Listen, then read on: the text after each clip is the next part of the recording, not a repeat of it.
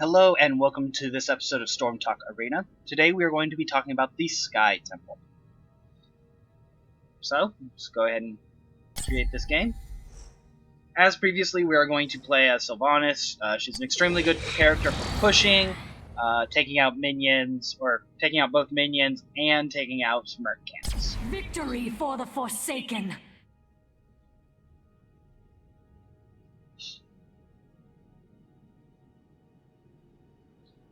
And I need to press start because I'm the only person here. Wow. Okay, plain and simple, the Sky Temple. Very reminiscent of, well, the flying temples in WoW. Yeah. There were a bunch of flying temples, and I don't remember their name or the name of the area. All I remember is you got a camel. Like, there were a couple of camel mounts, and I had, like, all of the camel mounts, including the, like, very rare one.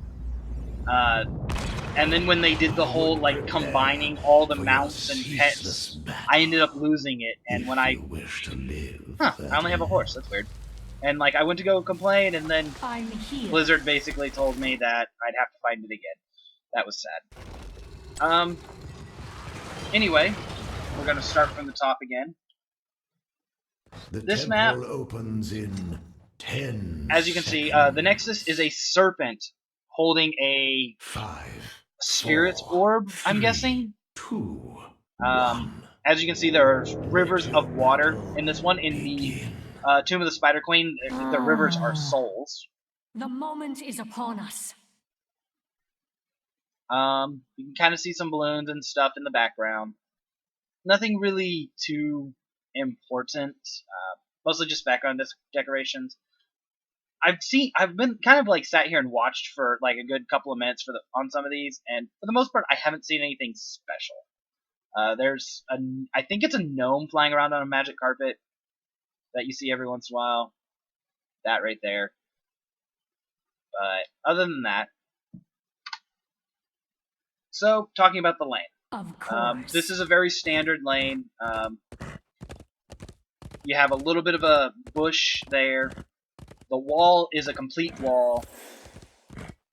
Up above top lane, there is a altar. We'll get to talk about the altars when the altars happen. The standard archer minion in this map has been replaced by a mage minion. If it's your first time and you don't get here early enough, it can be a little bit weird when you're killing a mage and it's not dropping a health orb. Of course, you'll probably get used to that within a few minutes, but it is still a little odd.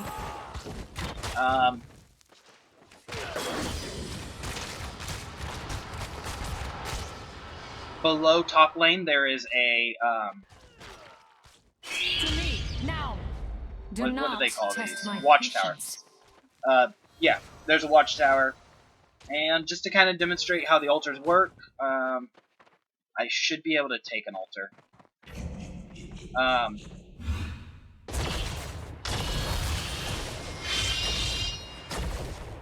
My will is my own. You have this big guy who comes out of the altar. He punches you in the face for a ton of damage.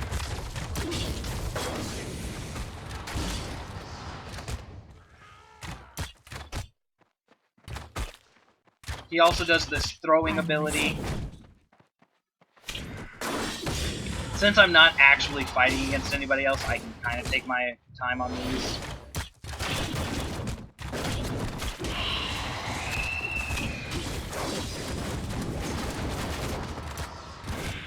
Do not test my patience. The big weak boss will always drop a health blow.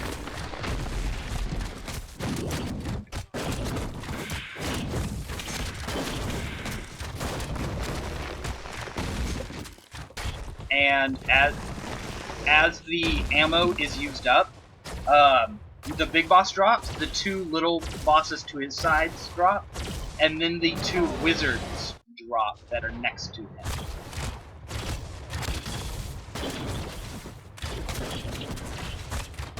Now, you could either kill them, kill them all, or if you use up all of the standard ammunition for the tower, all of them will die, including the big guy.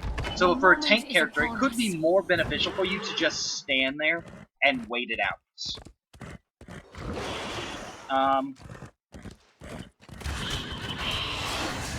Let's get a little bit of health here.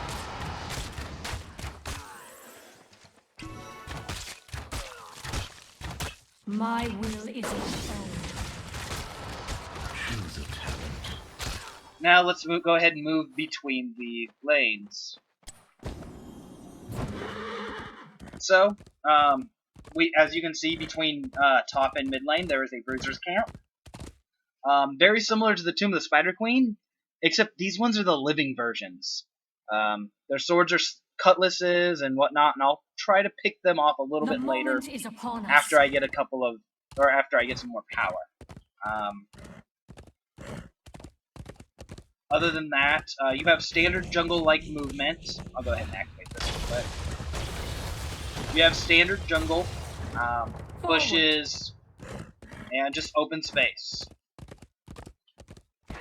As we move on to top lane,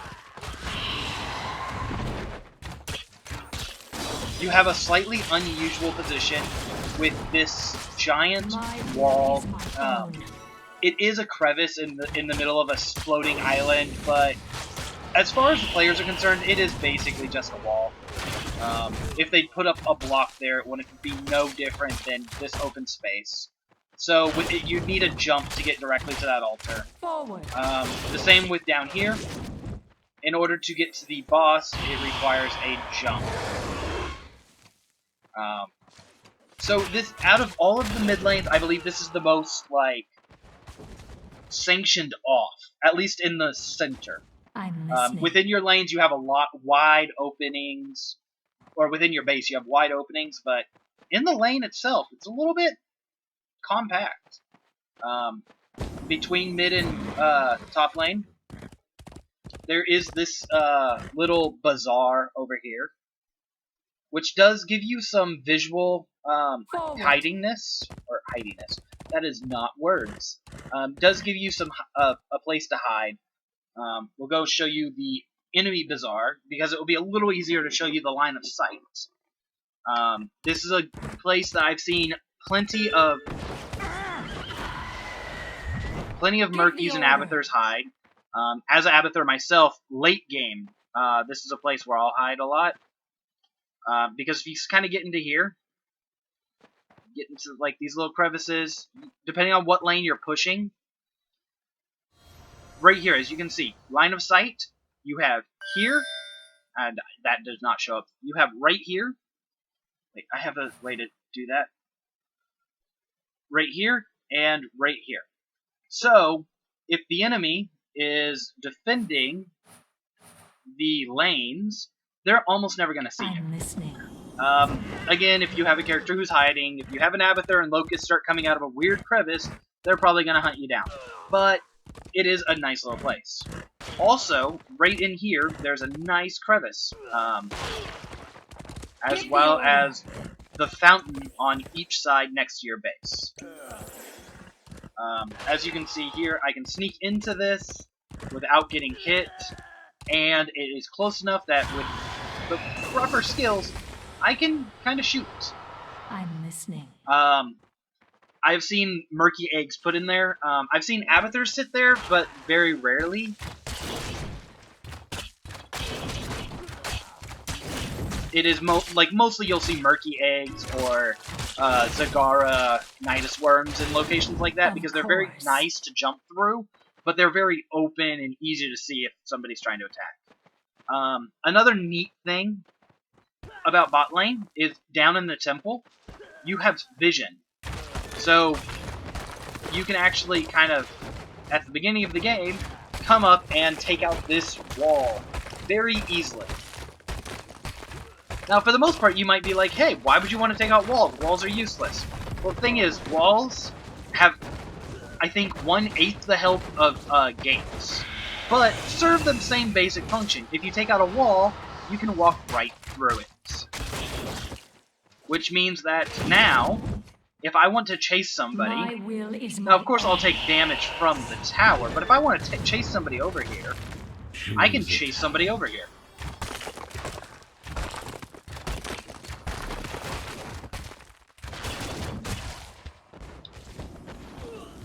Okay. Forward.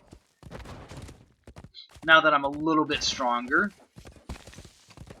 let's go ahead and actually work on getting some work done. Show you a little more of the features of this map. Do not test my patience.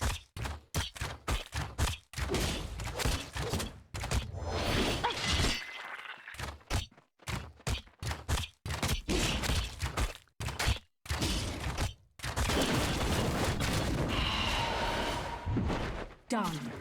Any jump or stun will avoid his, an actual character stun will disrupt his, cleave ability.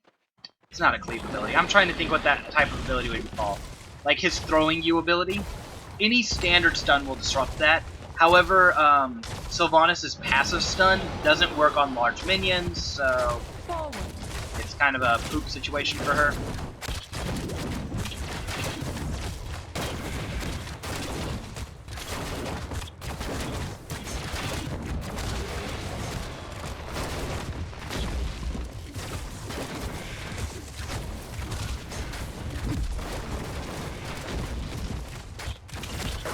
I'm here.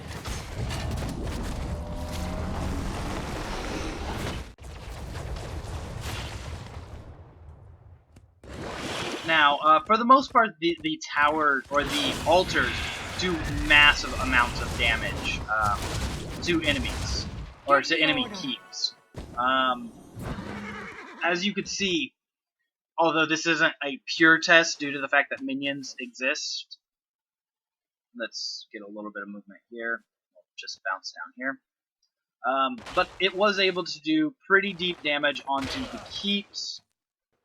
Destroying this keep's or mid keep's tower, and putting mid keep or top keep's tower down to half. This one is probably a more pure image due to the fact that it had no. It was early on and there was really no damage done to the towers. Now, as far as the siege giants go, or the siege camp, pretty simple, basic stuff.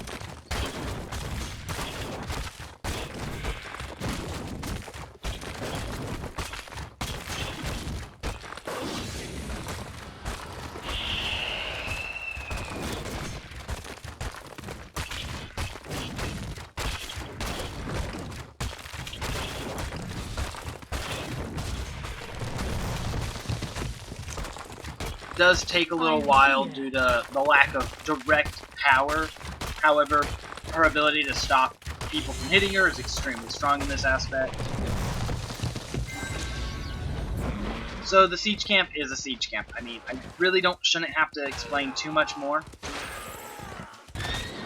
Forward. However, one of the great things about the siege camps is siege camps do a ton of damage, and destroying buildings gives me experience, or destroying towers and forts and keeps gives experience, so I'm able to kind of use the siege camp as a quick leveling, since I'm not really strong enough to be able to take an altar by itself. A quick point of flavor, if you notice, each of the temples have their own name. The top temple is the crocodile, and you can see there is a crocodile on it. I'd name the god, but I'm really bad with my Egyptology. The center is a serpent, and down at the bottom you have the jackal, which is actually one interesting thing if you think about it. Due to the fact that the Tomb of the Spider Queen, although it says it's a spider, is covered in jackal things. In fact, even the Nexus is jackal. And the Sky Temple has a serpent Nexus. There might be a crocodile level? Maybe? I'm listening. At some point in time? I don't know. It could just be wishful thinking, but I think it'd be funny. Or not funny, but I think it'd be fun.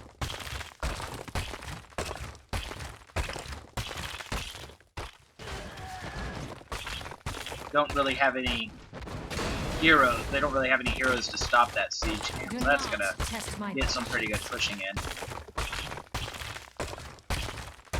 I was kind of hoping to hit 13. 13 has the Splinter Shot, which allows my Withering Arrow to hit 2 targets, which is extremely useful while trying to take out the Knight's Camp, as you might have seen in the previous video if you watched it. If not, plain and simple, the Knight's Camp has 4 people. They're extremely strong when you're alone. And just being able to stun more than one of them at a time, very useful. My will is my own.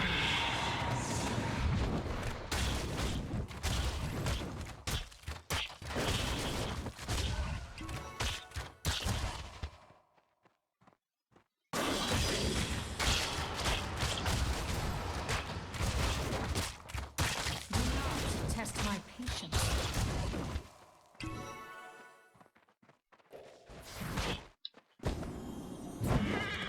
Actually, since I have the ability, what I'm going to do is go ahead and pause the recording right now. And I'll come back when I hit level 13 and I'll go ahead and take a Bruiser Camp for you. So, I'll see you in just a few seconds. Hello again and welcome back. Just hit level 13. So you can see it's only been like another minute.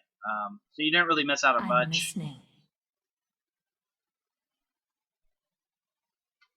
But let's go ahead and take this Bruiser Camp, or at least try. So, due to Splinter Shot, my plan is to attack the mage, Splinter Shot these two, and I'll only have one of them hitting me.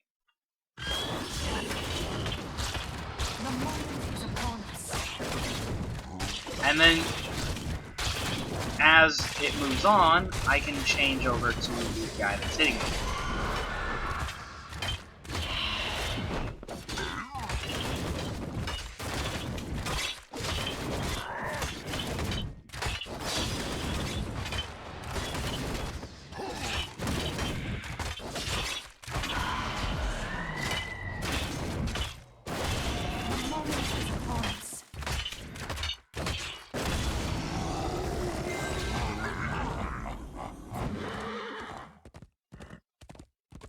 $13 seems like a little bit early. Like, I should probably wait till I'm like 15 or so before doing that. I'm listening. Now, it'll take them a minute to get to lane, or get into a fight. So I'm going to come down here and try to trigger the boss a little bit, try to demonstrate some of the abilities. The boss has a punch you in the face, a slam, and a tornado ability. The slam is obviously a stun. Was kind of hoping that he would tornado. But that isn't working. Okay. As you can see from the Knight Camp, simple Knight's Camp display. They do exactly what you expect them to do.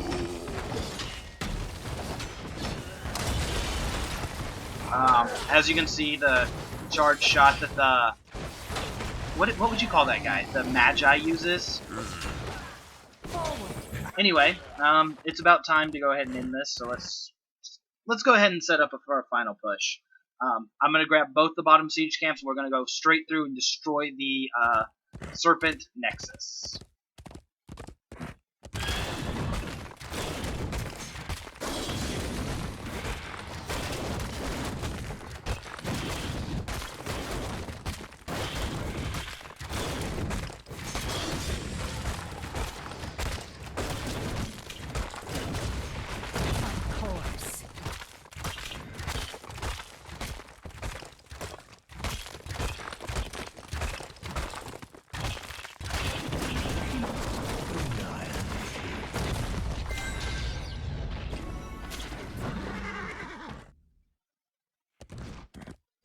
The moment is upon us.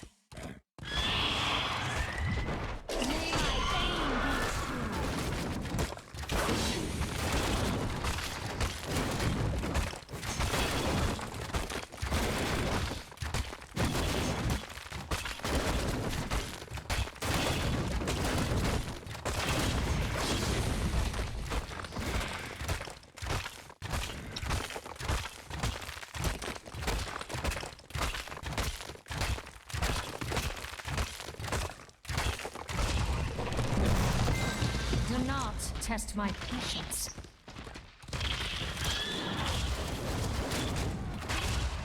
Now, one thing Sylvanas is great at later levels is completely taking out minion waves, as you can see.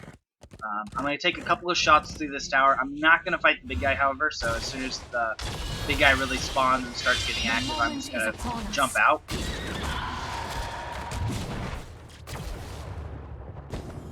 However, that is a couple of hits onto this fort. I think that fort. Actually, I'd probably hit that tower. I wasn't really watching. But we can now work from here.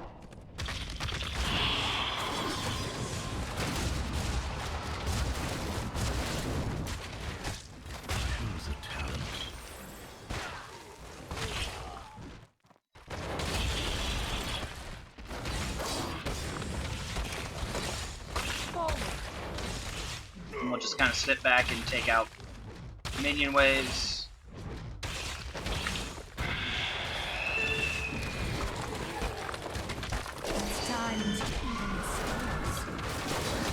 I'm here.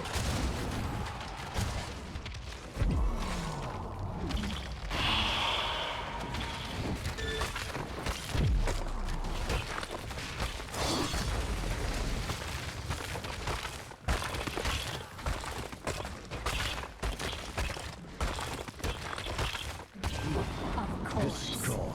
They flee before us.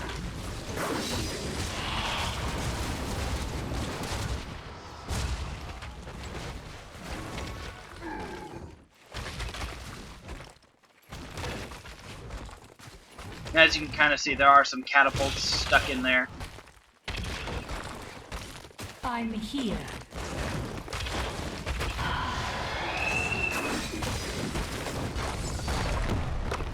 And, plain and simple, as the Nexus coin drops out, very similar to the Tomb of the Spider Queen, the snake just turns into money. Leave my domain.